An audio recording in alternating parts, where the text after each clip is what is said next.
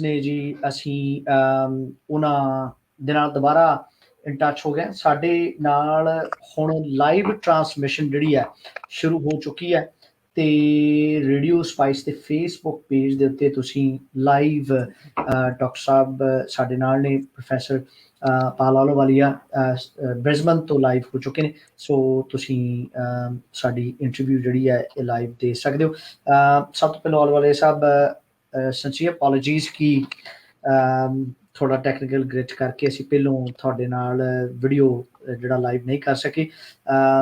Good to see you face to face. ਤੇ ਮੇਰਾ naturally ਸਵਾਲ ਜਿਹੜਾ ਆਪਾਂ ਉੱਥੇ ਸ਼ੁਰੂ ਕਰਦੇ ਜਿੱਥੇ ਆਪਾਂ ਬ੍ਰੇਕ ਤੋਂ ਪਹਿਲੋਂ ਗੱਲ ਕਰ ਰਹੇ ਸੀ ਕਿ ਨੈਚੁਰਲੀ ਤੁਹਾਡੀ ਅਪਾਇੰਟਮੈਂਟ ਹੋਈ, ਤੁਸੀਂ ਫੀਜੀ ਫੈਮਿਲੀ ਦੇ ਨਾਲ ਟ੍ਰਾਂਸਫਰ ਹੋਏ ਤੇ ਮੈਂ ਤੁਹਾਡੇ ਤੋਂ ਸਵਾਲ ਪੁੱਛਿਆ ਸੀ ਕਿ ਸ਼ੁਰੂਆਤੀ ਦੌਰ ਦੇ ਵਿੱਚ ਉੱਥੇ ਜਿਹੜਾ ਤੁਹਾਡਾ ਕਿਸ ਤਰ੍ਹਾਂ ਦਾ ਜਿਹੜਾ ਸਾਰਾ ਜਿਹੜਾ ਐਕਸਪੀਰੀਅੰਸ ਹੈ ਜੀ। ਨਵਤੇਜ ਸਿੰਘ ਜੀ, ਪਹਿਲਾਂ ਤੇ ਮੈਂ ਸਾਰੀ ਆਪਣੇ ਜਿੰਨੇ ਵੀ ਲਿਸਨਰ ਹੈ ਆਪਣੇ ਸਾਰੀ ਸੰਗਤ ਨੂੰ ਵਾਹਿਗੁਰੂ ਜੀ ਕਾ ਖਾਲਸਾ ਵਾਹਿਗੁਰੂ ਜੀ ਕੀ ਫਤਿਹ ਜੀ। ਮੇਰੇ ਵੱਲੋਂ ਤੇ ਤੁਹਾਡਾ ਬਹੁਤ ਪਿਆਰ ਹੈ ਕਿ ਆਪ ਜੀ ਨੇ ਸਾਨੂੰ ਬੁਲਾਇਆ ਇਸ ਪ੍ਰੋਗਰਾਮ ਤੇ। ਹਰਦਿਆਲ ਸਿੰਘ ਜੀ ਨੇ ਵੀ ਬਹੁਤ ਕਿਰਪਾ ਕੀਤੀ ਹੈ, ਸੋ ਤੁਹਾਡਾ ਬਹੁਤ ਸ਼ੁਕਰਾਨਾ। ਅਸੀਂ ਜਦੋਂ ਫੀਜੀ ਪਹੁੰਚੇ ਹੈ ਤੇ ਸਾਡੀ ਬਹੁਤ ਅੱਛਾ ਰਿਸੈਪਸ਼ਨ ਮਿਲਿਆ ਜੀ। ਤੇ ਪਰ ਉਹ ਸ਼ੁਰੂ ਦੇ ਜਿਹੜੇ 1-2 ਮਹੀਨੇ ਸੀ ਜਦੋਂ ਅਸੀਂ ਅਜੇ ਵਾਈਸ ਚਾਂਸਲਰ ਡੈਜ਼ਿਗਨੇਟ ਸੀਗੇ, ਸਾਡੇ ਕੋਲ ਬਹੁਤ ਲੋਕ ਆਏ ਜਿਨ੍ਹਾਂ ਨੇ ਦੱਸਿਆ ਕਿ ਇੱਥੇ ਬਹੁਤ ਚੀਜ਼ਾਂ ਕੀ ਹੋ ਰਹੀਆਂ ਜੀ, ਕਰਪਸ਼ਨ ਹੈ। ਸੋ ਉਸ ਟਾਈਮ ਤੇ ਅਸੀਂ ਵੀ ਕੈਪਟ ਕੁਆਇਟ, ਅਸੀਂ ਸਾਰਾ ਕੁਝ ਸੁਣਿਆ। ਦੈਨ ਵੀ ਇੱਕ ਬੜੀ ਮੁਸ਼ਕਿਲ ਜੀ ਜਗ੍ਹਾ ਸੀਗੇ ਕਿ ਜੇ ਅਸੀਂ ਕੁਝ ਨਾ ਕੀਤਾ ਤੇ ਫਿਰ ਬੰਦੇ ਕਹਿਣਗੇ ਕਿ ਇਹ ਵੀ ਚੋਰੀ ਹੈ, ਇਹ ਵੀ ਆਇਆ, ਇਹਨੇ ਵੀ ਕੁਝ ਕਰਨਾ ਨਹੀਂ ਹੈ। ਔਰ ਲੋਕੀ ਕਹਿ ਰਹੇ ਸੀਗੇ, ਕਹਿੰਦੇ ਕਿ ਅਸੀਂ ਇੰਨਾ ਕੁਝ ਦੱਸਿਆ ਬੰਦੇ ਨੂੰ, ਇਹ ਬੰਦਾ ਵੀ ਕੋਈ ਇਹਦੇ 'ਚ ਕੋਈ ਫਰਕ ਨਹੀਂ ਹੈ ਕਿਸੇ ਜਿਹੜੇ ਹੋਰ ਬੰਦੇ ਸੀਗੇ ਜੀ। ਫਿਰ ਅਸੀਂ ਮਹਾਰਾਜ ਦੇ ਅੱਗੇ ਅਰਦਾਸ ਕੀਤੀ ਕਿ ਮਹਾਰਾਜ ਸਾਨੂੰ ਕੋਈ ਰਸਤਾ ਦੱਸੋ, ਕੀ ਕਰੀਏ ਅਸੀਂ ਜੀ। ਤੇ ਫਿਰ ਮਹਾਰਾਜ ਨੇ ਕਿਰਪਾ ਕੀਤੀ। ਮਹਾਰਾਜ ਕਹਿੰਦੇ ਕਿ ਜੇ ਕੁਝ ਵੀ ਹੋ ਸਕਦਾ ਪਹਿਲਾਂ ਆਪਣੇ ਕਾਉਂਸਲ ਨੂੰ ਦੱਸੋ ਜਿਹੜੇ ਤੁਹਾਡੇ ਇੰਪਲੋਇਰ ਹੈ ਕਿ ਕੀ ਹੋ ਰਿਹਾ। ਸੋ ਆਈ ਥਿੰਕ ਉਹ ਵੈਰੀ ਗੁੱਡ ਰਿਸੈਪਸ਼ਨ ਜਿਹੜੀ ਹੋਈ ਹੈ ਉਹ 2-3 ਮਹੀਨਿਆਂ ਦੇ ਬਾਅਦ ਜਦੋਂ ਅਸੀਂ ਪਹਿਲੀ ਮੀਟਿੰਗ ਹੋਈ ਹੈ ਸਾਡੀ ਐਗਜ਼ੈਕਟਿਵ ਕਮੇਟੀ ਦੀ, ਅਸੀਂ ਜਦੋਂ ਦੱਸਿਆ ਉਹ ਫਿਰ ਦੈਨ ਮਾਹੌਲ ਚੇਂਜ ਹੋ ਗਿਆ। ਉਹ ਜਿਹੜਾ ਸਾਡਾ ਪ੍ਰੋ ਚਾਂਸਲਰ ਸੀ ਉਹ ਮੇਰੇ ਅਗੇਂਸਟ ਹੋ ਗਿਆ ਬਹੁਤ ਕਿ ਉਹੀ ਬੰਦਾ ਸੀ ਜਿਹਨੇ ਮੈਨੂੰ ਹਾਇਰ ਕੀਤਾ ਕਿਉਂਕਿ ਉਹਦੇ ਅੰਡਰ ਹੀ ਸਾਰੀ ਕਰਪਸ਼ਨ ਹੋ ਰਹੀ ਸੀ। ਸੋ ਇਟ ਵਾਸ ਬਹੁਤ ਮੁਸ਼ਕਿਲ ਕੰਮ ਸੀਗਾ, ਲੇਕਿਨ ਉਹ ਕਹਿੰਦੇ ਨਾ ਇਹ ਕੰਮ ਖਾਲਸੇ ਦਾ ਹੀ ਹੈ ਜੀ। ਕਿਉਂਕਿ ਇਹ ਕੰਮ ਮੁਸ਼ਕਿਲ ਹੈ ਲੇਕਿਨ ਮਹਾਰਾਜ ਜੀ ਦਿੰਦੇ ਤੁਹਾਨੂੰ ਕਿ ਡਾਇਰੈਕਸ਼ਨ, ਮਹਾਰਾਜ ਜੀ ਦੱਸਦੇ ਕਿ ਕੀ ਕਰਨਾ ਹੈ। ਅਸੀਂ ਤੇ ਇਕੱਲੇ ਇੱਕ ਹੀ ਸਾਨੂੰ ਆਸਾ ਦੀ ਵਾਰ ਚਾਹੁੰਦਾ ਇੱਕ ਸ਼ਬਦ, ਮਹਾਰਾਜ ਜੋ ਕਹਿੰਦੇ ਉੱਥੇ ਸੱਚ ਹੀ ਸੱਚ ਨਿਬੜੇ। ਸੋ ਅਸੀਂ ਤੇ ਸੱਚ ਤੇ ਕੋਸ਼ਿਸ਼ ਕੀਤੀ ਹੈ। ਇਹ ਨਹੀਂ ਹੈ ਕਿ ਸਾਡੇ 'ਚ ਕੁਛ ਹੈ, ਅਸੀਂ ਬੜੇ ਜਿਹਦਾ ਭਾਈ ਗੁਰਦਾਸ ਜੀ ਕਹਿੰਦੇ ਹੈ ਕਿ ਮੈਨੂੰ ਪੁੱਛੋ ਅੰਦਰੋਂ ਮੇਰੇ 'ਚ ਕੀ ਹੈ, ਉਹੀ ਹਿਸਾਬ ਹੈ ਸਾਡਾ। ਲੇਕਿਨ ਜਿੱਥੇ ਇਹ ਚੀਜ਼ਾਂ ਸੀਗੀਆਂ ਜਿਹੜੀਆਂ ਸਾਨੂੰ ਅਸੀਂ ਅਰਦਾਸ ਕੀਤੀ ਮਹਾਰਾਜ ਦੇ ਸਾਹਮਣੇ, ਅਸੀਂ ਕਿਹਾ ਮਹਾਰਾਜ ਸਾਡੇ ਤੇ ਕਿਰਪਾ ਕਰੋ, ਸਾਨੂੰ ਦੱਸੋ ਕਿ ਕੀ ਕਰੀਏ ਤੇ ਅਸੀਂ ਉਸ ਹਿਸਾਬ ਦੇ ਨਾਲ ਕੋਸ਼ਿਸ਼ ਕੀਤੀ ਹੈ। ਸੋ ਆਹਲੂਵਾਲੀਆ ਸਾਹਿਬ, ਮੈਂ ਨੈਚੁਰਲੀ ਤੁਸੀਂ ਕਿਹਾ ਕਿ ਜਿੱਦਾਂ ਹੀ ਤੁਸੀਂ ਆਪਣੇ ਇਸ ਰੋਲ ਦੇ ਵਿੱਚ ਸ਼ਿਫਟ ਹੋਏ ਉੱਥੇ ਤੇ ਸਟਾਫ ਮੈਂਬਰਾਂ ਜੋ ਐਕਟੀਵਿਟੀਜ਼ ਦੀ ਤੁਸੀਂ ਗੱਲ ਕਰ ਰਹੇ ਹੋ ਉਹਨਾਂ ਨੇ ਤੁਹਾਡੇ ਤੱਕ ਫੀਡਬੈਕ ਪਹੁੰਚਾਈ ਕਿ ਦੇयर ਲੋਟ ਆਫ ਅਨਟੂਵਰਡਸ ਐਕਟੀਵਿਟੀਜ਼ ਜਿਹੜੀਆਂ ਅਨਐਥੀਕਲ ਜਿਹੜੀਆਂ ਐਕਟੀਵਿਟੀਜ਼ ਜਿਹੜੀਆਂ ਇਸ ਟਾਈਮ ਇੱਥੇ ਯੂਨੀਵਰਸਿਟੀ ਦੇ ਵਿੱਚ ਚੱਲ ਰਹੀਆਂ, ਕਿਸ ਤਰ੍ਹਾਂ ਦੀਆਂ ਐਕਟੀਵਿਟੀਜ਼ ਦੀ ਗੱਲ ਕਰ ਰਹੇ ਸੀ?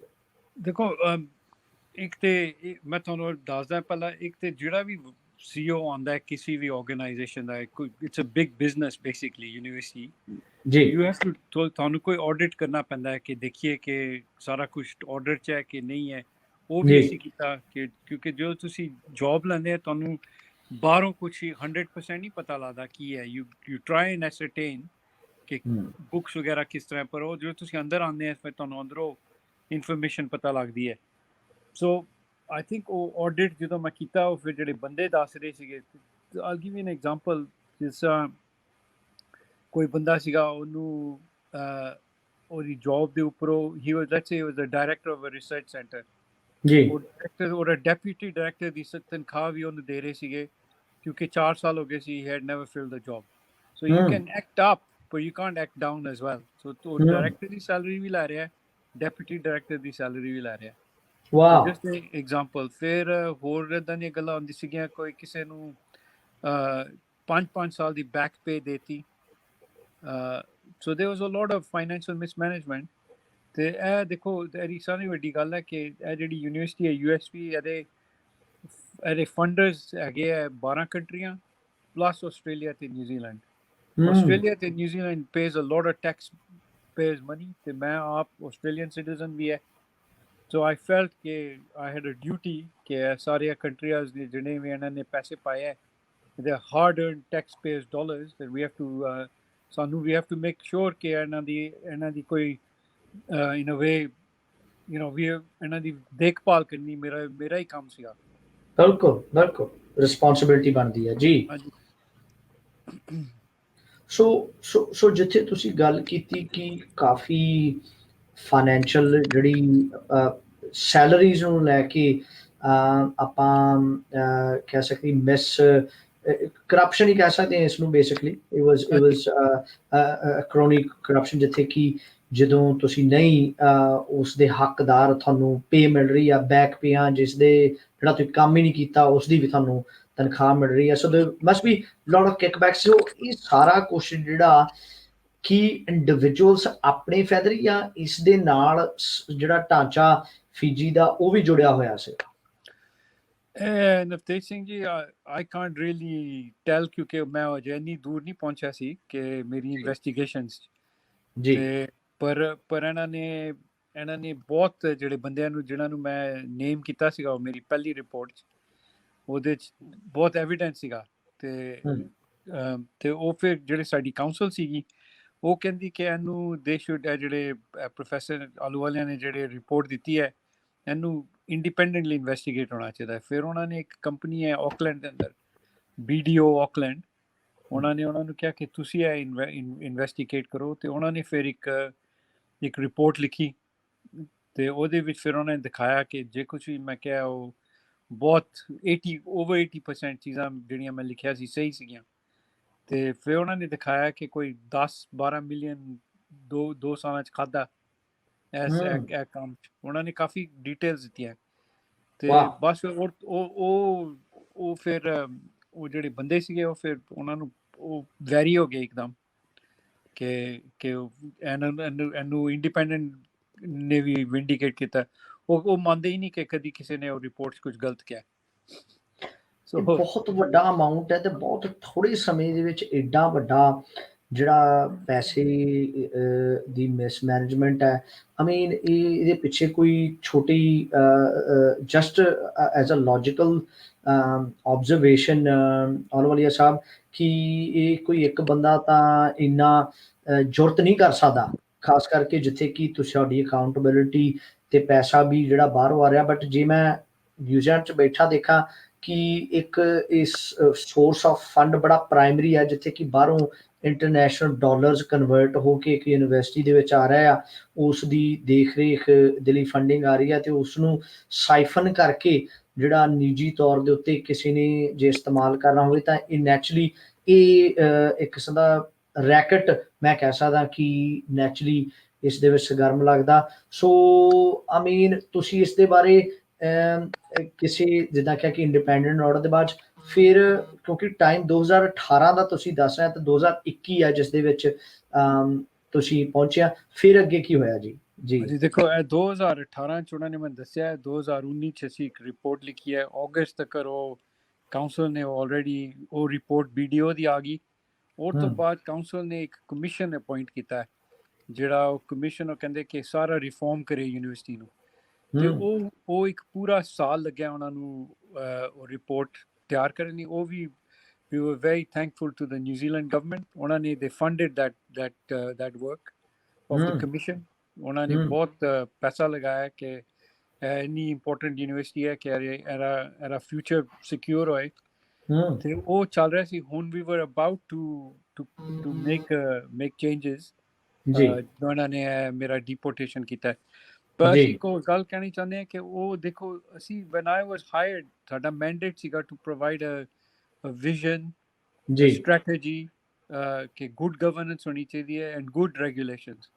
ਜੀ ਸੋ ਅਸੀਂ ਉਸ ਉਹ ਮੁੱਦਾ ਚੁੱਕੇ ਤੁਰੇ ਸੀਗੇ ਕਿ ਹੂੰ these are the things that I must provide the university ਹੂੰ ਜੋ ਅਸੀਂ ਕਦੀ ਵੀ ਕੁਝ ਹੋਰ ਨਹੀਂ ਕੀਤਾ ਸਰ ਤੋਂ ਪਹਿਲਾਂ ਅਸੀਂ ਕਿਹਾ ਕਿ ਇਹ ਵੈਲਿਊਜ਼ ਲੈਡ ਐਜੂਕੇਸ਼ਨ ਹੋਣੀ ਚਾਹੀਦੀ ਹੈ ਕਿਉਂਕਿ ਜੀ ਜਿਹੜੀਆਂ ਵੈਲਿਊਜ਼ ਹੈ ਭਾਵੇਂ ਕੁਝ ਵੀ ਹੈ ਸਾਡੀਆਂ ਸਿੱਖਾਂ ਦੀਆਂ ਵੈਲਿਊਜ਼ ਜਿਹੜੀਆਂ ਮਹਾਰਾਜ ਨੇ ਸਾਨੂੰ ਦਿੱਤੀਆਂ ਇਹ ਯੂਨੀਵਰਸਲ ਵੈਲਿਊਜ਼ ਹੈ ਹੂੰ ਸੋ ਅਸੀਂ ਉਹ ਫਲੇਵਰ ਦਿੱਤਾ ਉਹਨਾਂ ਦਾ ਮਹਾਰਾਜ ਦੀ ਕਿਰਪਾ ਦੇ ਨਾਲ ਥੋੜਾ ਯੂਨੀਵਰਸਿਟੀ ਦੇ ਵਿੱਚ ਹੂੰ ਤੇ ਅਸੀਂ ਉਹ ਸਟ੍ਰੈਟਜੀ ਤੇ ਵਿਜ਼ਨ ਵੀ ਦਿੱਤੀ ਕਿਸ ਤਰ੍ਹਾਂ ਹੋਣੀ ਚਾਹੀਦੀ ਹੈ ਕਿਸ ਤਰ੍ਹਾਂ ਅਸੀਂ ਇੱਕ ਬੜੀ ਵੱਡੀ ਇੰਟਰਨੈਸ਼ਨਲ ਯੂਨੀਵਰਸਿਟੀ ਬਣਾਉਣੀ ਹੈ ਹੂੰ ਤੇ ਗਵਰਨੈਂਸ ਤੇ ਤੁਹਾਨੂੰ ਪਤਾ ਹੀ ਹੈ ਉਹ ਤੇ ਰੈਗੂਲੇਸ਼ਨ ਉਹ ਤੇ ਐਕਸਪੋਜ਼ ਹੋ ਗਏ ਕਿ ਪ੍ਰੋਬਲਮ ਸੀਗੀਆਂ ਤੇ ਸੋ ਅਸੀਂ ਇਸ ਤਜਰਬੇ ਨਾਲ ਚੱਲੇ ਸੀਗੇ ਕਿ ਜੋ ਕੁਝ ਵੀ ਹੋ ਸਕਦਾ ਅਸੀਂ ਕਰੀਏ ਠੀਕ ਤਰ੍ਹਾਂ ਦੇ ਨਾਲ ਸਭ ਨੈਚੁਰਲੀ ਜਿਹੜਾ ਕੰਟਰੀ ਦੀ ਤੁਸੀਂ ਗੱਲ ਕਰ ਰਹੇ ਆ ਉਸ ਦਾ ਜਿਹੜੀ ਫੰਡਿੰਗ ਹੈ ਉਸ ਦੇ ਵਿੱਚ ਨਿਊਜ਼ੀਲੈਂਡ ਦਾ ਵਾਸਤਾ ਆਸਟ੍ਰੇਲੀਆ ਦਾ ਦੋ ਜਿਹੜੇ ਮੁਲਕ ਲਾਗੇ ਨੇ ਤੇ ਬਹੁਤ ਲਾਗਿਓ ਹੈ ਸੋ ਜਿਹੜੀ ਤੁਸੀਂ ਗੱਲ ਕਮਿਸ਼ਨ ਦੀ ਕੀਤੀ ਸੀ ਫਿਰ ਉਸ ਤੋਂ ਬਾਅਦ ਜਦੋਂ ਨਿਊਜ਼ੀਲੈਂਡ ਨੂੰ ਇਹ ਰਿਪੋਰਟ ਵਾਪਸ ਆਈ ਤੇ ਫਿਰ ਉਹਨਾਂ ਨੇ ਇਸ ਦੇ ਉੱਤੇ ਕੋਈ ਐਕਸ਼ਨ ਨਹੀਂ ਲਿਆ ਨਹੀਂ ਉਹ ਨਿਊਜ਼ੀਲੈਂਡ ਤੇ ਆਸਟ੍ਰੇਲੀਆ ਦੋਨੋਂ ਬਹੁਤ ਖੁਸ਼ ਸੀਗੇ ਕਿ ਕਮਿਸ਼ਨ ਨੇ ਬਹੁਤ ਅੱਛੀ ਰਿਪੋਰਟ ਦਿੱਤੀ ਉਹਨਾਂ ਨੇ ਅੱਛੀਆਂ ਰਾਏ ਦਿੱਤੀ ਕਿ ਕਿਸ ਤਰ੍ਹਾਂ ਹੋਣਾ ਚਾਹੀਦਾ ਸੋ ਦੇ ਵਰ ਵੈਰੀ ਪਲੀਜ਼ ਕਿ I was at the helm to implement this ਸੋ ਜਿਹੜੀ ਸਾਡੀ ਨਵੰਬਰ ਚ ਕਾਉਂਸਲ ਮੀਟਿੰਗ ਹੋਈ ਸੀ ਇਹੀ ਡਿਸੀਜਨ ਹੋਇਆ ਸੀ ਕਿ I have to implement this and you know ਉਹਦੇ ਬੇਸਿਸ ਤੇ ਉਹਨਾਂ ਨੇ they continued their funding New Zealand Australia ਦੋਨਾਂ ਨੇ they temporarily did cease their funding ਉਹ ਕਹਿੰਦੇ ਕਿ ਜਿੰਦੇ ਤੱਕ ਸਾਨੂੰ ਪਤਾ ਨਹੀਂ ਲੱਗਦਾ ਕੀ ਹੋ ਰਿਹਾ ਅਸੀਂ ਨਹੀਂ ਦੇਣੇ ਪੈਸੇ ਪਰ ਫਿਰ ਅਖੀਰ ਦੇ ਅੰਦਰ they did give it ਕਿਉਂਕਿ they were confident ਕਿ things were getting better and that I was looking after everybody's you know financially I was looking after everything very well ਜੀ ਸੋ ਨੈਚੁਰਲੀ ਉਹਨਾਂ ਨੇ ਤੁਹਾਡੀ ਜਿਹੜੇ ਇੰਟੈਂਸ਼ਨਸ ਤੇ ਇਨੀਸ਼ੀਏਟਿਵਸ ਦੇ ਉੱਤੇ ਇੱਕ ਕਿਸਮ ਦਾ ਉਹਨਾਂ ਨੇ ਜਿਹੜਾ ਨੈਕਸਟ ਰਾਉਂਡ ਆਫ ਫੰਡਿੰਗ ਜਿਹੜੀ ਆ ਉਹ ਦਿੱਤੀ ਸੋ ਉਸ ਦੇ ਬਾਅਦ ਪਿਛਲੇ ਸਾਲ ਕੋਵਿਡ ਆਈ ਤੇ ਕਾਫੀ ਕੁਛ ਇੱਥੇ ਯੂਨੀਵਰਸਿਟੀਜ਼ ਦੇ ਵਿੱਚ ਐਜੂਕੇਸ਼ਨ ਅਦਾਰੇ ਬੰਦ ਹੋ ਗਏ ਤੇ ਸੋ ਫੀਜੀ ਦੇ ਵਿੱਚ ਕਿਸ ਤਰ੍ਹਾਂ ਦਾ ਸੀ ਮਾਹੌਲ ਦੇਖੋ ਉਹ ਇੱਕ ਤੇ ਵੀ ਵਰ ਵੈਰੀ ਲੱਕੀ ਕਿ ਪੈਸੀਫਿਕ ਗਵਰਨਮੈਂਟ ਜਿੰਨੀਆਂ ਵੀ ਆ ਉਹਨਾਂ ਨੇ ਬਹੁਤ ਕੰਟਰੋਲ ਕਰਕੇ ਰੱਖਿਆ ਕੋਵਿਡ ਨੂੰ ਸੋ ਕੋਈ ਕਮਿਊਨਿਟੀ ਕੋਵਿਡ ਤੇ ਹੈ ਨਹੀਂ ਉੱਥੇ ਨਾ ਫੀਜੀ ਚ ਨਾ ਜਿਹੜੇ ਸਾਡੇ 11 ਦੇ ਦੂਜੇ ਕੰਟਰੀਜ਼ ਹੈ ਕਿਤੇ ਵੀ ਕਮਿਊਨਿਟੀ ਬੇਸਡ ਕੋਵਿਡ ਨਹੀਂ ਹੈ so we were very lucky in that sense ਲੇਕਿਨ ਫਿਰ ਵੀ ਉਹ ਇੱਕਦਮ ਬਾਰਡਰ ਬੰਦ ਹੋ ਗਏ ਸੀਗੇ ਇੱਕਦਮ ਸਾਡੀ university was we had to shut down for a good six weeks ਤੇ ਅਸੀਂ ਉਸ ਟਾਈਮ ਦੇ ਅੰਦਰ we did a lot of work ਕਿ ਸਾਡੇ ਸਟੂਡੈਂਟਸ ਨੂੰ ਨਾ ਕੋਈ ਫਰਕ ਪਏ ਆਨਲਾਈਨ ਲਰਨਿੰਗ ਅਸੀਂ already we had a very good platform ਅਸੀਂ ਉਹ ਕੀਤਾ ਤੇ the most remarkable thing is ਕਿ we put some very good financial controls ਅਸੀਂ ਕਿਹਾ ਕਿ ਹੁਣ ਸਾਨੂੰ we don't know what's going to happen ਤੇ ਫਿਰ ਉਹ ਅਸੀਂ ਕਹਿੰਦੇ ਹਾਂ ਕਿ ਮਹਾਰਾਜ ਦੀ ਕਿਰਪਾ ਹੀ ਹੈ ਕਿ ਆਲਰੇਡੀ ਫੀਜੀ ਗਵਰਨਮੈਂਟ ਸਾਨੂੰ ਕੋਈ ਬਹੁਤ ਥੋੜੀ ਉਹਨਾਂ ਨੇ ਫੰਡਿੰਗ ਦੇ ਰਹੀ ਸੀ ਦੇ ਉਹਨਾਂ ਨੇ ਰਿਡਿਊਸ ਕੀਤਾ ਅਕੋਰਡਿੰਗ ਟੂ ਦੇਅਰ ਐਗਰੀਮੈਂਟ ਜੀ ਤੇ ਸ਼ੁਰੂ ਤੋਂ ਜਦੋਂ ਦਾ ਉਹ ਰਿਪੋਰਟ ਆਈ ਹੈ ਉਹ ਤੇ ਤੰਗ ਕਰ ਰਹੇ ਸੀਗੇ ਫਾਈਨੈਂਸ਼ੀਅਲੀ ਪਰ ਫਿਰ ਵੀ ਵੀ ਵਰ ਉਹ ਮਹਾਰਾਜ ਦੀ ਕਿਰਪਾ ਨਾਲ ਵੀ returned a surplus of 28.3 million Fijian dollars you know on a $180 million budget ਉਹ ਮਹਾਰਾਜ ਦੀ ਕਿਰਪਾ ਹੈ ਇਸ ਤਰ੍ਹਾਂ ਨਹੀਂ ਹੁੰਦਾ we showed ਕਿ financial management ਕਿਸ ਤਰ੍ਹਾਂ ਕਰਨੀ ਹੈ ਕਿ ਯੂਨੀਵਰਸਿਟੀ ਕਿਸ ਤਰ੍ਹਾਂ ਚਲਾਣੀ ਹੈ ਤੇ ਜੇ ਸਾਨੂੰ ਫੀਜੀ ਦੇ ਪੈਸੇ ਮਿਲ ਜਾਂਦੇ we would have returned a $45 million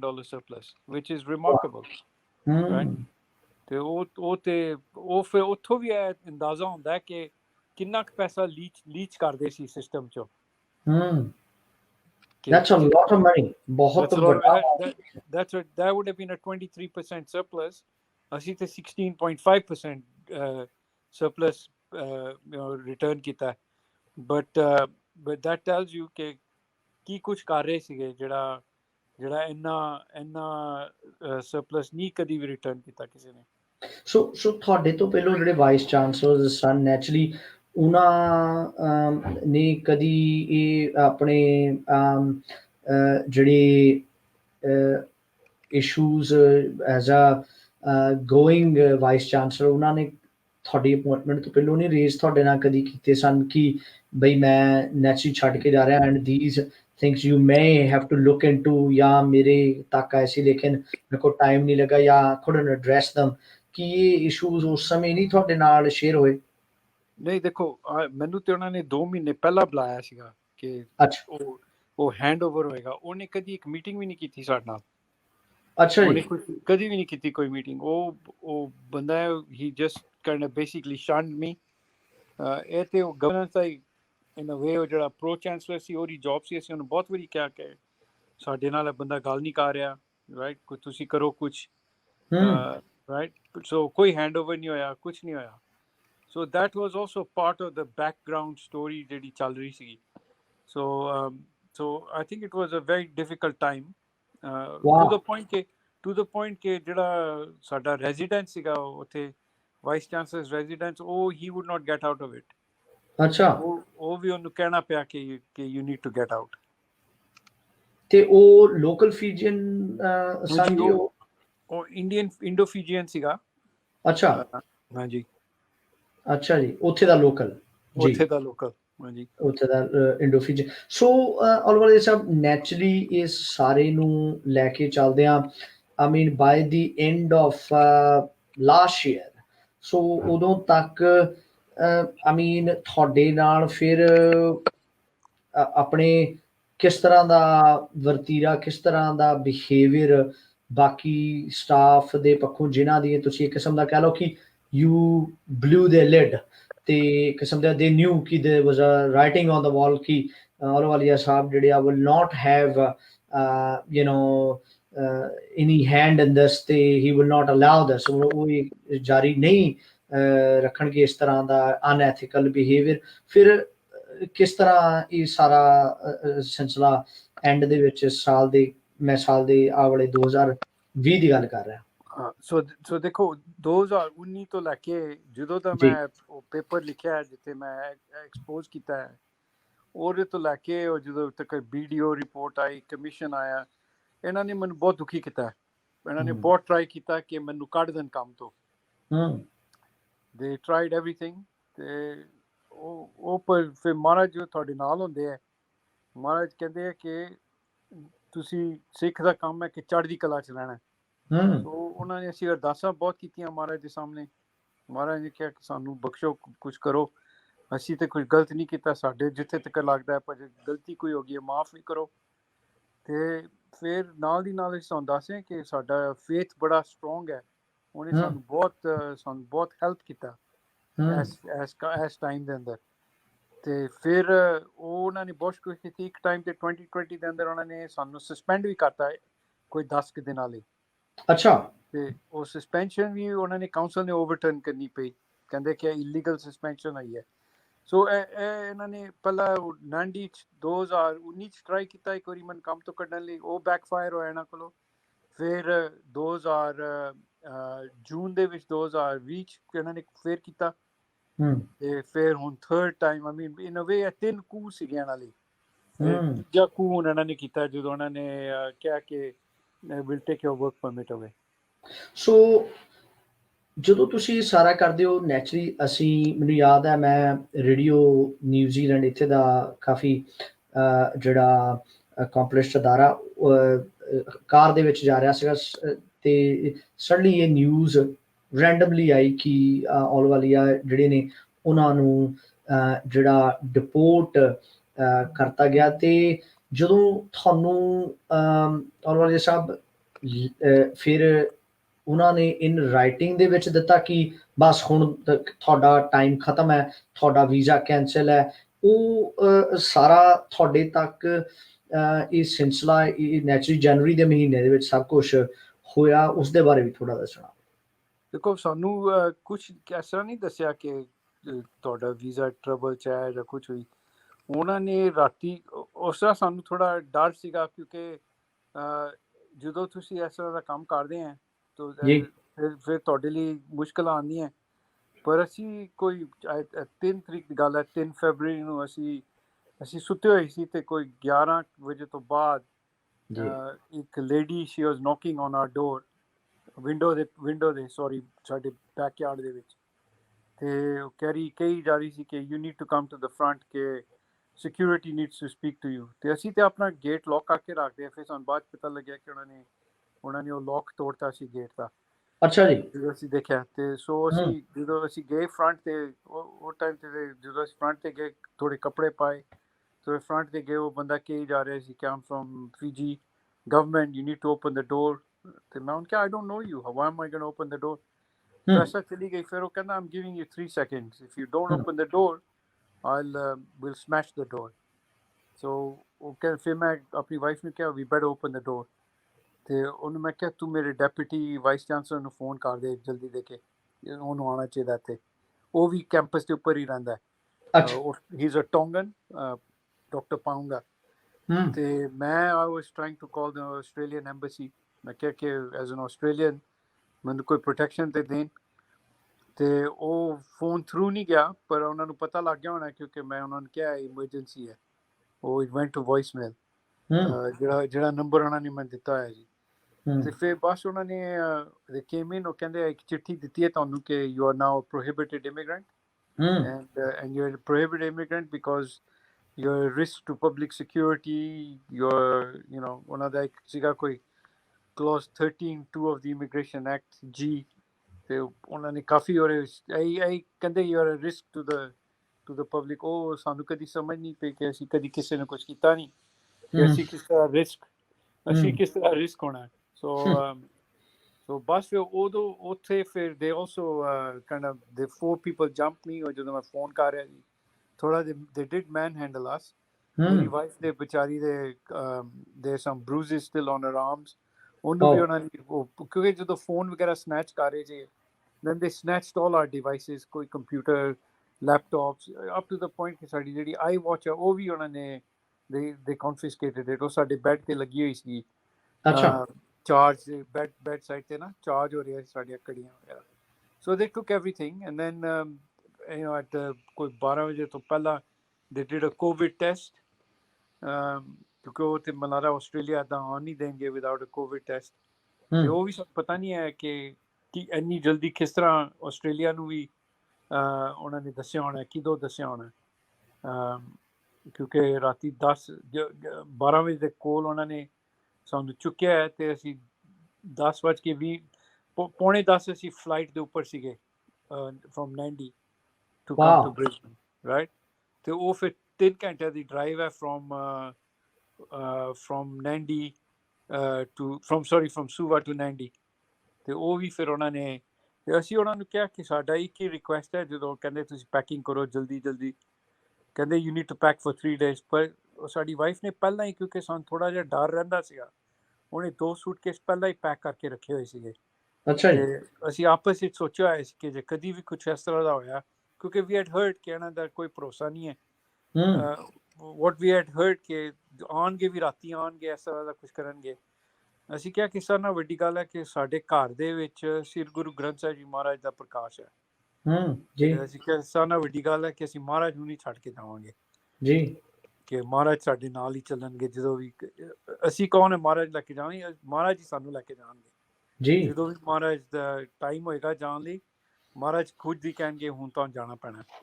ਸੋ ਅਸੀਂ ਫਿਰ ਉਹਨਾਂ ਨੂੰ ਕਿਹਾ ਕਿ ਅਸੀਂ ਮਹਾਰਾਜ ਤੋਂ ਬਗੈਰ ਨਹੀਂ ਜਾ ਸਕਦੇ। ਉਹ ਲੱਕੀਲੀ ਦੇ ਲੈਟ ਅਸ ਡੂ ਦੈਟ, ਉਹਨਾਂ ਨੇ ਸਾਨੂੰ ਕਰਨ ਦਿੱਤਾ। ਮਹਾਰਾਜ ਜਿੰਨੀ ਵੀ ਅਸੀਂ ਸੇਵਾ ਕਰ ਸਕੇ ਅਰਦਾਸ ਕੀਤੀ ਮਹਾਰਾਜ ਦੇ ਸਾਹਮਣੇ ਕਿ ਮਹਾਰਾਜ ਜਿੱਥੇ ਵੀ ਆਪ ਲੈ ਕੇ ਜਾ ਰਹੇ हैं ਅੰਗ ਸੰਗ ਹੋ ਕੇ ਸਹਾਇਤਾ ਕਰੋ।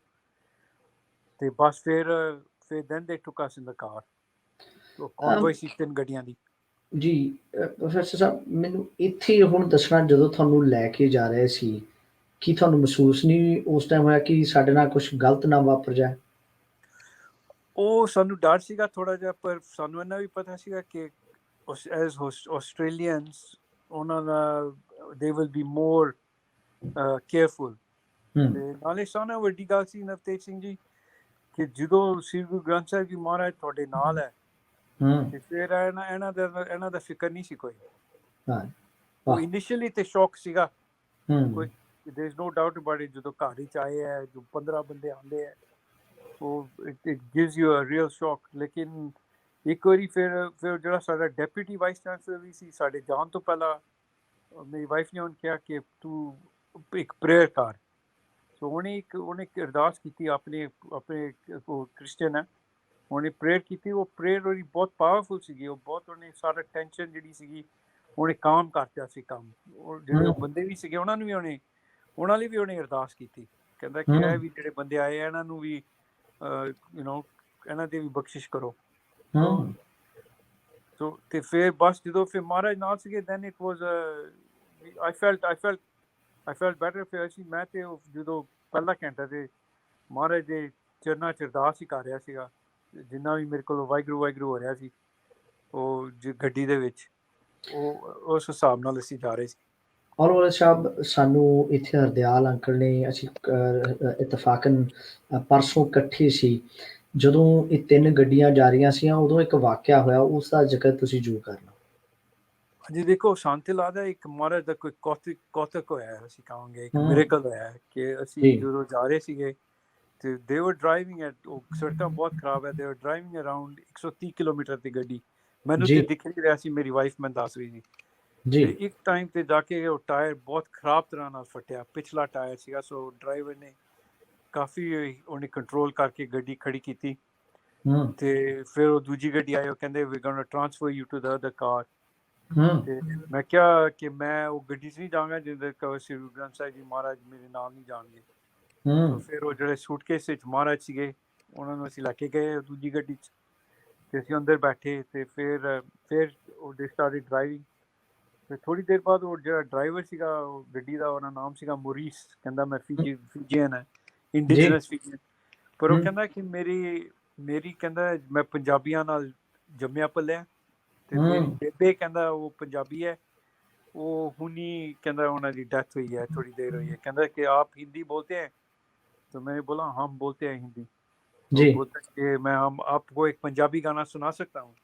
हूँ तो मैं क्या कि ज़रूर सुनाई। तो मैंने लग्या ਐਵੇਂ ਕੋਈ ਪੰਜਾਬੀ ਦਾ ਗਾਣਾ ਸੁਣਾਏਗਾ, ਮੇਰਾ ਤੇ ਮੂਡ ਹੀ ਨਹੀਂ ਸੀ। ਮੈਂ ਤੇ ਵਾਹਿਗੁਰੂ ਕਰ ਰਿਹਾ ਸੀ ਜਿੰਨਾ ਵੀ ਮੈਂ ਕੋਸ਼ਿਸ਼ ਕਰ ਸਕਦਾ ਸੀ। ਤੇ ਉਹਨੇ ਜਦੋਂ ਸ਼ੁਰੂ ਕੀਤਾ, ਉਹਨੇ ਮਹਾਰਾਜ ਦਾ ਜਿਹੜਾ ਸ਼ਬਦ ਹੈ, ਤੂੰ ਠਾਕਰ ਤੁਮ ਪੇ ਅਰਦਾਸ, ਜਿਉ ਪ੍ਰਿੰਸ ਅਬ ਤੇਰੀ ਰਾਸ, ਜਦੋਂ ਉਹਨੇ ਸ਼ੁਰੂ ਕੀਤਾ ਮੈਨੂੰ ਤੇ ਪਤਾ ਹੀ ਨਹੀਂ ਲੱਗਿਆ ਕੀ ਹੋਇਆ। ਕਿ ਇਹ ਵੀ ਦੇਖੋ, ਜਦੋਂ ਮਹਾਰਾਜ ਬੋਲਦੇ ਆ ਉਹਨਾਂ ਨੇ ਕਿਸੇ ਹਿਊਮਨ ਦੇ ਥਰੂ ਹੀ ਬੋਲਣਾ ਹੈ। ਸਾਡੇ ਨਾਲ ਸੀਗੇ ਮਹਾਰਾਜ ਸ੍ਰੀ ਗੁਰੂ ਗ੍ਰੰਥ ਸਾਹਿਬ ਜੀ, ਉਹਨਾਂ ਨੇ ਮੈਸੇਜ ਦਿੱਤਾ ਉਸ ਟਾਈਮ ਤੇ ਕਿ ਦੇਖੋ, ਤੇ ਉਹਨਾਂ ਨੇ ਕਿਹਾ ਕਿ ਤੂੰ ਠਾਕਰ ਤੁਮ ਪੇ ਅਰਦਾਸ, ਜਿਉ ਪ੍ਰਿੰਸ ਅਬ ਤੇਰੀ ਰਾਸ, ਕਿ ਅਸੀਂ ਤੁਹਾਡੇ ਨਾਲ ਚੜ੍ਹਦੀ ਕਲਾ 'ਚ ਰਹਿਣਾ। ਇਹ ਜੀ ਕੌਤਕ ਨਹੀਂ ਹੈ ਤੇ ਹੋਰ ਕੌਤਕ ਕੀ ਹੋ ਸਕਦਾ, ਤੁਸੀਂ ਦੱਸੋ। ਜੀ ਫਿਰ ਸਾਨੂੰ ਸਮਝ ਪਈ ਕਿ ਸਾਨੂੰ ਉਦੋਂ ਨਹੀਂ ਇੱਕਦਮ ਸਮਝ ਪਈ। ਅਸੀਂ ਕਿਹਾ ਕਿ ਇਹ ਮਹਾਰਾਜ ਨੇ ਕੀਤਾ ਕੀ ਹੈ, ਕਿਉਂਕਿ ਅਸੀਂ ਬਹੁਤ ਮਹਾਰਾਜ ਨੂੰ ਉਸ ਟਾਈਮ ਤੇ ਯਾਦ ਕਰ ਰਹੇ ਸੀਗੇ। ਅਸੀਂ ਕਿਹਾ ਕਿ ਇਹ ਮਹਾਰਾਜ ਦਾ ਕੋਈ ਵਾਕਈ ਕੌਤਕ ਹੈ। ਫਿਰ ਅਸੀਂ ਸਾਡੇ ਇੰਗਲੈਂਡ ਦੇ ਵਿੱਚ ਸਾਡੇ ਮਹਾਂਪੁਰਸ਼ ਹਨ ਭਾਈ ਸਾਹਿਬ ਮਹਿੰਦਰ ਸਿੰਘ ਜੀ, ਉੱਥੇ ਬਰਮਿੰਗਮ, ਅਸੀਂ ਫਿਰ ਉਹਨਾਂ ਨੂੰ ਫੋਨ ਕੀਤਾ ਕਿ ਦੱਸਿਆ ਕਿ ਇਸ ਤਰ੍ਹਾਂ ਹੋਇਆ। ਉਹ ਕਹਿੰਦੇ ਪਾਲ ਸਿੰਘ ਇਹ ਤੇ ਇੱਕਦਮ ਕੌਤਕ ਹੈ ਮਹਾਰਾਜ ਦਾ। ਮਹਾਰਾਜ ਤੇ ਕਿਸੇ ਹਿਊਮਨ 'ਚ ਹੀ ਬੋਲਣਗੇ ਤੁਹਾਨੂੰ, ਤੇ ਉਹਨਾਂ ਨੇ ਮੈਸੇਜ ਦੇਣਾ ਉਦੋਂ ਇੱਕਦਮ। ਤੇ ਉਦੋਂ ਹੀ ਫਿਰ ਸਾਨੂੰ ਅਸੀਂ ਉਹਨਾਂ ਨੂੰ ਕਿਹਾ ਕਿ ਦੇਖੋ, ਸਾਨੂੰ ਤੁਹਾਡੇ ਨਾਲ ਕੋਈ ਵੈਰ ਨਹੀਂ ਹੈ, ਜਿਹੜੇ ਬੰਦੇ ਸਾਨੂੰ ਲੈ ਕੇ ਜਾ ਰਹੇ ਸੀ। ਕਿਉਂਕਿ ਉਹਨੇ ਇਹੀ ਕਿਹਾ, ਕਹਿੰਦਾ ਕਿ हम आपको बहुत चाहते हैं, हम आपको प्यार करते हैं, ये तो हमारा जॉब है। तो मैं उन्होंने क्या, फिर जो ਅਸੀਂ ਨਿਕਲੇ, ਮੈਂ ਉਹਨਾਂ ਨੂੰ ਕਿਹਾ ਦੇਖੋ, you're all good Christians and I'm going to say something before I leave. ਮੈਂ ਕਿਹਾ, you know, when Jesus was on the cross, he only said one thing. He said, Lord Father, forgive them, for they do not know any better. So ਮੈਂ ਕਿਹਾ, all I can do is I can only say that to you, that you know, I hope the Lord will forgive you, because you know you are just following order. ਜੀ ਸਾਨੂੰ ਸਿੱਖਾਂ ਨੂੰ ਤੇ ਕੋਈ ਮਹਾਰਾਜ ਨੇ ਪਹਿਲੇ ਕਿਹਾ ਕਿ ਦਇਆ, ਸਤ, ਸੰਤੋਖ, ਖਿਮਾ, ਇਹ ਮਹਾਰਾਜ ਦੀਆਂ ਵਰਚੂਜ਼ ਹੈ। ਮਹਾਰਾਜ ਦਾ ਸਾਰਾ ਉਹਨਾਂ ਦਾ ਖਜ਼ਾਨਾ ਹੈ ਕਿ ਜੇ ਅਸੀਂ ਇਹਨੂੰ ਥੋੜਾ ਵੀ ਅਸੀਂ ਇਹਨੂੰ ਆਪਣੀ ਜ਼ਿੰਦਗੀ 'ਚ ਲਿਆ ਸਕਦੇ ਹਾਂ ਤੇ ਮਹਾਰਾਜ ਫਿਰ ਕਿਰਪਾ ਕਰਦੇ ਆ। ਸੋ ਆਲਵੇਜ਼ ਸਾਹਿਬ ਨੈਚੁਰਲੀ ਇਹ ਸਫ਼ਰ ਤੁਸੀਂ ਕਿਹਾ 3 ਘੰਟੇ ਦਾ ਜਿਹੜਾ ਫਿਰ ਦੂਸਰੀ ਗੱਡੀ ਦੇ ਵਿੱਚ ਤੁਸੀਂ ਫਿਰ ਸ਼ਿਫਟ ਹੋ ਗਏ ਤੇ ਫਿਰ ਤੁਹਾਡਾ ਕੁਇਕਲੀ ਜਿਹੜਾ ਉਹਨਾਂ ਨੇ ਉੱਥੇ ਕੋਵਿਡ ਟੈਸਟ ਕੀਤਾ ਤੇ ਕੋਵਿਡ ਟੈਸਟ ਉਹਨਾਂ ਨੇ ਘਰ ਹੀ ਕਰਤਾ ਸੀਗਾ ਉੱਥੇ ਜੀ ਰਾਤੀ ਸੂਆ ਦੇ ਵਿੱਚ। ਅੱਛਾ ਹਾਂਜੀ ਜੀ ਜੀ ਤੇ ਫਿਰ ਇਸ ਦੇ ਬਾਅਦ ਥੋੜਾ ਤੁਸੀਂ ਤੁਹਾਨੂੰ ਜਹਾਜ਼ ਦੇ ਵਿੱਚ ਬਿਠਾ ਦਿੱਤਾ ਕਿ ਫਿਰ ਤੁਹਾਡੀ ਟਿਕਟ ਪਹਿਲੋਂ ਹੀ ਨੈਚੁਰਲੀ ਲਈ ਹੋਈ ਸੀ ਇਹ ਇੰਟਰਨੈਸ਼ਨਲ ਫਲਾਈਟ ਹੋਏਗੀ ਆਸਟ੍ਰੇਲੀਆ ਨੂੰ ਬ੍ਰਿਸਬਨ ਨੂੰ ਹਾਂਜੀ ਨੈਚੁਰਲੀ ਇਹ ਕੋਈ ਰੀਪੇਟਰੀਏਸ਼ਨ ਫਲਾਈਟ ਸੀਗੀ, ਕੋਈ ਜੀ 20-25 ਬੰਦੇ ਸੀਗੇ ਫਲਾਈਟ ਤੇ ਅੱਛਾ ਉੱਥੇ ਫਿਰ ਸਾਨੂੰ ਨੈਂਡੀ ਉਹ ਇੱਕ ਦੇ ਟੁਕ ਅਸ ਟੂ ਰੂਮ ਜਿੱਥੇ ਅਸੀਂ ਵੀ ਸਪੈਂਡ 7 ਆਵਰਸ ਤੇ 3-4 ਪੁਲਿਸ ਦੇ ਬੰਦੇ ਸੀਗੇ ਉਹ ਜਿਹੜੇ ਸਾਨੂੰ ਦੇਖ ਰਹੇ ਸੀਗੇ ਐਜ਼ ਗਾਰਡਸ। ਫਿਰ ਉਹ ਦੈਨ ਐਟ 9:45 ਉਹਨਾਂ ਨੇ ਉਹ ਫਲਾਈਟ ਪਹਿਲਾਂ ਹੀ ਕੱਢਤੀ। ਦੇ ਨੋਰਮਲੀ ਇਹ ਫਲਾਈਟ ਕੋਈ ਮਤਲਬ ਨਾ ਉਹਦਾ ਡਿਪਾਰਚਰ ਟਾਈਮ 11 ਵਜੇ ਸੀ, ਉਹਨਾਂ ਨੇ 10:20 ਫਲਾਈ ਕਰਤਾ। ਅੱਛਾ ਹਾਂਜੀ so they hmm flew out early ਕਿਉਂਕਿ ਉਧਰ ਸੂਬਾ ਦੇ ਅੰਦਰ ਸਾਡਾ lawyer was filing a petition ਕਿ this is illegal what they were doing, so they didn't want the judge to hear the case as far as I can tell। ਤੇ ਉਹਨਾਂ ਨੇ ਪਹਿਲਾਂ ਹੀ ਉਹ aircraft ਹੀ ਪਹਿਲਾਂ ਹੀ fly out ਹੋ ਗਿਆ to Brisbane। So naturally ਜਦੋਂ ਤੁਸੀਂ ਆਸਟ੍ਰੇਲੀਆ ਪਹੁੰਚੇ ਉਸ ਸਮੇਂ ਜਿਹੜੇ ਇੱਥੇ ਰਿਸੀਵਿੰਗ ਐਂਡ ਦੇ ਉੱਤੇ ਤੁਹਾਨੂੰ ਨਾਰਮਲੀ ਉਹਨਾਂ ਨੇ ਟਰੀਟ ਕੀਤਾ ਜਿੱਦਾਂ ਲਾਜ਼ ਨੇ ਆਸਟ੍ਰੇਲੀਅਨ ਅਰਾਈਵਲ ਦੇ ਲਾਜ਼ ਉਸ ਦੇ ਮੁਤਾਬਕ ਤੁਸੀਂ ਸਾਰਾ ਤੁਹਾਨੂੰ ਟਰੀਟ ਹੋਇਆ ਜੀ ਇੱਥੇ? ਹਾਂਜੀ ਇੱਕਦਮ। ਐਂਡ ਸੋ ਉਹਨਾਂ ਨੇ ਫਿਰ ਸਾਨੂੰ ਕਿਹਾ ਕਿ you have to do 14 days quarantine ਹੂੰ ਤੇ ਸੋ ਫਰਮ 에어ਪੋਰਟ ਤੋਂ ਫਿਰ then they brought us to this hotel. ਤੇ ਤੁਹਾਨੂੰ ਕਿੰਨੇ ਦਿਨ ਹੋ ਗਏ ਨੇ ਜੀ ਹੁਣ ਤੱਕ? ਸਾਨੂੰ ਹੋ ਗਿਆ ਸਾਡਾ 5ਵਾਂ ਦਿਨ ਚੱਲ ਰਿਹਾ। ਤੁਹਾਡਾ 5ਵਾਂ ਦਿਨ ਚੱਲ ਰਿਹਾ। ਸੋ ਨੈਚੁਰਲੀ ਤੁਸੀਂ ਚੜ੍ਹਦੀ ਕਲਾ ਦੇ ਵਿੱਚੋਂ ਹਾਈ ਸਪਿਰਿਟਸ ਦੇ ਵਿੱਚੋਂ ਸਿੰਘ ਸਾਹਿਬ ਸੋ ਬਹੁਤ ਤੁਹਾਡੀ ਸਟੋਰੀ ਸੁਣ ਕੇ ਨੈਚੁਰਲੀ ਤੁਸੀਂ ਸੱਚ ਹੱਕ ਦੀ ਜਿਹੜੀ ਜਦੋਜਹਿਦ ਹੈ ਉਸ ਦੇ ਉੱਤੇ ਖੜੇ ਰਹੇ। 2018 ਦੇ ਵਿੱਚ ਤੁਹਾਡੀ ਨਿਯੁਕਤੀ ਹੋਈ, ਤੁਸੀਂ ਆਸਟ੍ਰੇਲੀਆ ਤੋਂ ਮੂਵ ਹੋ ਕੇ ਫਿਰ ਉਸ ਸਿਸਟਮ ਨੂੰ ਜਿਹੜਾ ਚੰਗਾ ਕਰਨ ਦੀ ਕੋਸ਼ਿਸ਼ ਕੀਤੀ। ਉਸ ਦੇ ਬਾਅਦ ਨੈਚੁਰਲੀ ਉਸਦੀ ਆਊਟਕਮ ਜੋ ਕਿ ਤੁਹਾਡੇ ਕੰਟਰੋਲ ਦੇ ਵਿੱਚ ਨਹੀਂ ਸੀ, ਤੁਸੀਂ ਸੁਖੀ ਸਾਂਦੀ ਵਾਪਸ ਆਸਟ੍ਰੇਲੀਆ ਦੇ ਵਿੱਚ ਆ ਗਏ। ਕੀ ਕਹਿਣਾ ਚਾਹੋਗੇ ਇਸ ਸਾਰੇ ਐਕਸਪੀਰੀਅੰਸ ਨੂੰ ਲੈ ਕੇ? ਦੇਖੋ ਹਜੇ ਤੇ ਅਸੀਂ ਆਪ ਪ੍ਰੋਸੈਸ ਕਰ ਰਹੇ ਹਾਂ ਸਾਰਾ ਕੁਝ ਤੇ ਸਾਡੀ ਕਾਉਂਸਲ ਟਰਾਈ ਕਰ ਰਹੀ ਹੈ ਕਿ ਸਾਨੂੰ ਜੀ ਕਿਤੇ ਵੀ ਲੈ ਜਾਣ ਹੋਰ ਕੋਈ ਕੰਟਰੀ 'ਚ, ਕਿਉਂਕਿ ਯੂਨੀਵਰਸਿਟੀ ਤੇ 12 ਕੰਟਰੀਆਂ 'ਚ ਹੈ। ਸੋ 16 ਤਰੀਕ ਨੂੰ ਹੁਣ ਕਾਉਂਸਲ ਫੇਰ ਮਿਲੇਗਾ। ਲੇਕਿਨ ਸਾਨੂੰ ਜਿਹੜਾ ਲੱਗਦਾ ਉਹ ਦੇਖੋ ਜੇ ਕੁਛ ਵੀ ਮਹਾਰਾਜ ਕਰਦੇ ਹੈ ਸਾਨੂੰ ਕਦੀ ਕਦੀ ਲੱਗਦਾ ਕਿ ਸਾਡੇ ਟਾਈਮ ਟੇਬਲ ਲਈ ਗਲਤ ਹੈ, ਲੇਕਿਨ ਅਕਾਲ ਪੁਰਖ ਦੀ ਸ੍ਰੀ ਗੁਰੂ ਗ੍ਰੰਥ ਸਾਹਿਬ ਜੀ ਮਹਾਰਾਜ ਦੀ ਜਿਹੜੀ ਉਹਨਾਂ ਦਾ ਜਿਹੜਾ ਟਾਈਮ ਹੈ ਉਹ ਤਦਿਕਾ ਕਿ ਸਿੱਖਾਂ ਨੂੰ ਕਹਿੰਦੇ ਚੜ੍ਹਦੀ ਕਲਾ 'ਚ ਰਹਿਣਾ। ਇਹ ਬੜਾ ਮੁਸ਼ਕਿਲ ਹੈ ਚੜ੍ਹਦੀ ਕਲਾ 'ਚ ਰਹਿਣਾ ਜਦੋਂ ਇਸ ਤਰ੍ਹਾਂ ਦਾ ਕੋਈ ਪ੍ਰੋਬਲਮ ਆਉਂਦਾ ਹੈ। ਲੇਕਿਨ ਅਸੀਂ ਬਿਲੀਵ ਕਰਦੇ ਹਾਂ ਕਿ ਮਹਾਰਾਜ ਜੋ ਵੀ ਕਰਨਗੇ ਸਾਡੇ ਲਈ ਅੱਛਾ ਹੋਏਗਾ, ਜਿਹੜੇ ਬੰਦੇ ਸਾਡੀ ਯੂਨੀਵਰਸਿਟੀ ਲਈ ਅੱਛਾ ਹੋਏਗਾ। ਮਹਾਰਾਜ ਤੇ ਸਾਨੂੰ ਭਰੋਸਾ ਬਹੁਤ ਹੈ ਕਿ ਮਹਾਰਾਜ ਜੋ ਵੀ ਕਰਨਗੇ ਉਹ ਠੀਕ ਕਰਨਗੇ। ਔਰ ਸਾਹਿਬ ਤੁਸੀਂ ਕੋਈ ਹੱਲ ਦੇਖਦੇ ਹੋ? ਕਿਉਂਕਿ ਪੈਸੇ ਜਿਵੇਂ ਤੁਸੀਂ ਦੱਸਿਆ ਸਾਰੇ ਸਰਕਾਰਾਂ ਦੇ, ਸਾਡਾ ਟੈਕਸ ਪੇਅਰ ਨਿਊਜ਼ੀਲੈਂਡ ਦਾ ਮਨੀ ਜਿਹੜਾ ਅਸੀਂ ਇੱਥੇ ਕਹਿੰਦੇ ਹੁੰਦੇ ਆ ਟੈਕਸਿਸ ਪੇ ਕਰ ਰਹੇ ਹਾਂ, ਉਸ ਦੀ ਮਿਸਮੈਨੇਜਮੈਂਟ ਖੁੱਲ੍ਹ ਕੇ ਜਿਹੜੀ ਹੁੰਦੀ ਉਸ ਨੂੰ ਤੁਸੀਂ ਉਸ ਦੀ ਵਿਸਲ ਇੱਕ ਕਿਸਮ ਦੇ ਬਲੋ ਕੀਤੀ, ਤੁਸੀਂ ਉੱਤੇ ਡਟੇ ਰਹੇ। ਉਸ ਦੇ ਬਾਅਦ ਹੁਣ ਨੈਚੁਰਲੀ ਇਹ ਸਾਰੇ ਦਾ ਪ੍ਰਤੀਕਰਮ ਸਾਰੀ ਕੰਟਰੀਜ਼ ਦੇ ਵਿੱਚ ਮੈਂ ਕਹਾਂ ਦੁਨੀਆ ਭਰ ਦੇ ਵਿੱਚ ਇਹ ਜਿਹੜੀ ਨਿਊਜ਼ ਗਈ ਹੈ। ਸੋ ਕੀ ਲੱਗਦਾ ਤੁਹਾਨੂੰ ਫਿਊਚਰ ਦੇ ਵਿੱਚ ਕੀ ਹੋਏਗਾ ਉਸ ਜਿਹੜੀ ਯੂਨੀਵਰਸਿਟੀ ਨੂੰ ਲੈ ਕੇ, ਇੰਸਟੀਟਿਊਸ਼ਨ ਨੂੰ ਲੈ ਕੇ? ਸੋ ਸਾਨੂੰ ਲੱਗਦਾ ਹੈ ਕਿ ਜੇ ਕਿਰਪਾ ਹੋਈ, ਜੇ ਕਾਉਂਸਲ ਸਾਨੂੰ ਰੀਇਨਸਟੇਟ ਕਰੇ, ਇਹ ਇੰਸਟੀਟਿਊਸ਼ਨ ਦਾ ਬਹੁਤ ਵੱਡਾ ਫਿਊਚਰ ਹੈ।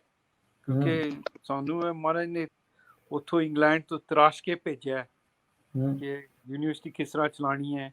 ਸਾਨੂੰ ਉਹਨਾਂ ਨੇ ਬਹੁਤ ਡਿਫਰੈਂਟ ਲੈਸਨ ਦਿੱਤੇ ਹੈ। ਸੋ ਇਹਨਾਂ ਵੀ ਉਹ ਆਪਣੇ ਖਾਲਸੇ ਨੂੰ ਆਪੇ ਤਿਆਰ ਕਰਕੇ ਛੱਡਦੇ ਆ, ਮਹਾਰਾਜ ਕਦੀ ਇਸ ਤਰ੍ਹਾਂ ਨਹੀਂ ਭੇਜਦੇ। ਸੋ ਅਸੀਂ ਪੂਰੀ ਕੋਸ਼ਿਸ਼ ਕਰਾਂਗੇ ਕਿ ਅੱਗੇ ਜਿੰਨਾ ਵੀ ਹੋ ਸਕੇ ਆਪਣੀ ਜਿਹੜੀ ਸੇਵਾ ਹੈ ਉਹ ਅਸੀਂ ਨਿਭਾਈਏ। ਕਿਉਂਕਿ ਪੈਸੀਫਿਕ ਆਈਲੈਂਡ ਵਿਚਾਰੇ ਬਹੁਤ ਇਹਨਾਂ 'ਚ ਗਰੀਬੀ ਹੈ, ਬਹੁਤ ਇਹਨਾਂ 'ਚ, ਪਰ ਇਹਨਾਂ ਦੀ ਜਿਹੜਾ ਕਲਚਰ ਹੈ ਬਹੁਤ ਰਿਚ ਹੈ।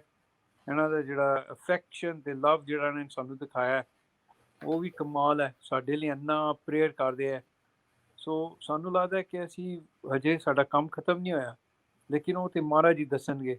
ਸਾਡਾ ਲੱਗਦਾ ਕਿ ਅਸੀਂ ਹਜੇ ਜਾ ਕੇ ਹੋਰ ਸੇਵਾ ਕਰਨੀ ਹੈ, ਹੋਰ ਕੰਮ ਕਰਨਾ ਹੈ, ਅਸੀਂ ਯੂਨੀਵਰਸਿਟੀ ਨੂੰ ਹੋਰ ਅੱਗੇ ਲੈ ਕੇ ਜਾਣਾ ਹੈ, ਤੇ ਹੋਰ ਵੀ ਜਿਹੜੇ ਵੀ ਮਹਾਰਾਜ ਦੇ ਹੈ ਜਿਹੜੇ ਵੈਲਿਊਜ਼ ਹੈ, ਉਹ ਅਸੀਂ ਵੈਲਿਊਜ਼ ਸਾਰੀ ਦੁਨੀਆ ਨੂੰ ਦੱਸਣੇ ਹੈ ਕਿ ਸਿੱਖਾਂ ਦੇ ਵੈਲਿਊਜ਼ ਜਿਹੜੇ ਹੈ ਬਹੁਤ ਯੂਨੀਵਰਸਲ ਹੈ। ਜੀ ਜਿਹੜੀਆਂ ਚੀਜ਼ਾਂ ਮਹਾਰਾਜ ਨੇ ਸਾਨੂੰ ਸਿਖਾਈਆਂ ਹੈ, ਇਹ ਸਾਰੇ ਸੰਸਾਰ ਨੂੰ ਪਹੁੰਚਣਾ ਚਾਹੀਦਾ ਹੈ। ਜੀ ਇਹੀ ਤੇ ਸ੍ਰੀ ਗੁਰੂ ਨਾਨਕ ਦੇਵ ਜੀ ਮਹਾਰਾਜ ਜੀ ਦਾ ਮਿਸ਼ਨ ਸੀਗਾ। ਉਹਨਾਂ ਨੇ ਤੇ ਇਹੀ, ਉਹ ਵੀ ਤੇ ਇਹੀ ਆਏ ਸੀ ਇਸ ਦੁਨੀਆ ਦੇ ਵਿੱਚ ਜਦੋਂ ਕੰਮ ਇੰਨਾ ਖਰਾਬ ਸੀ। ਜੀ ਅਸੀਂ, ਸਾਨੂੰ ਲੱਗਦਾ ਕਿ ਅਸੀਂ ਜੇ ਮਹਾਰਾਜ ਦੇ ਰਸਤੇ ਤੇ ਚੱਲਾਂਗੇ, 1% ਵੀ ਚੱਲੀਏ, ਮਹਾਰਾਜ ਕਹਿੰਦੇ ਆ ਨਾ ਕਿ ਇੱਕ ਪੈਰ ਵੀ ਅਸੀਂ ਅੱਗੇ ਲਾਈਏ, ਸਤਿਗੁਰੂ ਕੋਟ ਪੈਂਡਾ ਅੱਗੇ ਹੁੰਦੇ ਆ। ਸੋ ਆਈ ਥਿੰਕ ਸਾਨੂੰ ਉਹ ਸਾਨੂੰ ਲੱਗਦਾ ਕਿ ਅਸੀਂ ਜੇ ਮਹਾਰਾਜ ਦੇ ਭਰੋਸੇ ਤੇ ਚੱਲਾਂਗੇ ਤੇ ਮਹਾਰਾਜ ਆਪੇ ਦੇਖਣਗੇ। ਡਾਕਟਰ ਸਾਹਿਬ, ਤੁਹਾਡੀ ਇੰਟਰਵਿਊ ਸੁਣ ਕੇ ਬੜੀ ਸ਼ਕਤੀ ਮਿਲੀ, ਤੁਹਾਡਾ ਐਕਸਪੀਰੀਅੰਸ ਸੁਣ ਕੇ ਬੜਾ ਚੰਗਾ ਲੱਗਾ ਕਿ ਤੁਸੀਂ ਇੱਕ ਸੱਚੇ ਸੁੱਚੇ ਸਿੱਖ ਹੋ, ਜਿਨ੍ਹਾਂ ਨੇ ਆਪਣਾ ਫਰਜ਼, ਆਪਣਾ ਜਿਹੜਾ ਧਰਮ ਪਗਾਇਆ ਤੇ ਪਰਵਾਹ ਨਹੀਂ ਕੀਤੀ। ਤੇ ਅਸੀਂ ਵਾਹਿਗੁਰੂ ਅੱਗੇ ਅਰਦਾਸ ਕਰਦੇ ਹਾਂ ਕਿ ਪਰਿਵਾਰ ਇਸੇ ਤਰ੍ਹਾਂ ਚੜ੍ਹਦੀ ਕਲਾ ਦੇ ਵਿੱਚ ਰਹੇ, ਹੋਰ ਬੁਲੰਦੀਆਂ ਛੂਹੇ, ਤੇ ਤੁਹਾਡੀ ਜਿਹੜੀ ਪ੍ਰੋਫੈਸ਼ਨ ਹੈ ਉਸ ਦੇ ਵਿੱਚ ਤੁਸੀਂ ਹੋਰ ਕੰਟਰੀਬਿਊਟ ਕਰੋ ਤੇ ਰੋਸ਼ਨਾਈ ਕਰੋ ਉਸ ਦੇ ਵਿੱਚ। ਸਾਡੀ ਜਿਹੜੇ ਪੰਜਾਬੀ ਭਾਈਚਾਰਾ, ਸਿੱਖ ਭਾਈਚਾਰਾ, ਉਸ ਦਾ ਨਾਮ ਜਿਹੜਾ ਰੋਸ਼ਨ ਕਰਦੇ ਰਹੋ। ਅਖੀਰ ਦੇ ਵਿੱਚ ਕੋਈ ਨਿਊਜ਼ੀਲੈਂਡ ਦੇ ਜਿਹੜੇ ਵਿਊਜ਼ ਨੇ, ਵਰਲਡ ਵਾਈਡ ਤੁਹਾਨੂੰ ਦੇਖ ਰਹੇ ਨੇ ਸਾਡੇ ਰੇਡੀਓ ਸਪਾਸ਼ ਦੇ ਪੇਜ ਦੇ ਰਾਹੀਂ, ਉਹਨਾਂ ਤੱਕ ਕੋਈ ਮੈਸੇਜ? ਹਾਂ, ਸਾਡਾ ਇਹ ਮੈਸੇਜ ਹੈ ਕਿ ਸਾਡੇ ਲਈ ਅਰਦਾਸ ਕਰੋ ਕਿ ਸਾਡੇ ਕੋਲ ਕੋਈ ਗਲਤੀ ਹੋਈ ਹੈ, ਮਹਾਰਾਜ ਕਿਰਪਾ ਕਰਨ, ਅਸੀਂ ਸਾਨੂੰ ਮਾਫ ਕਰਨ ਤੇ ਅਸੀਂ ਅੱਗੇ ਸਹੀ ਤਰੀਕੇ ਤੇ ਚੱਲੀਏ। ਤੇ ਵਾਹਿਗੁਰੂ ਜੀ ਕਾ ਖਾਲਸਾ, ਖਾਲਸਾ, ਵਾਹਿਗੁਰੂ ਜੀ ਕੀ ਫਤਿਹ। ਬਹੁਤ ਬਹੁਤ ਸ਼ੁਕਰੀਆ।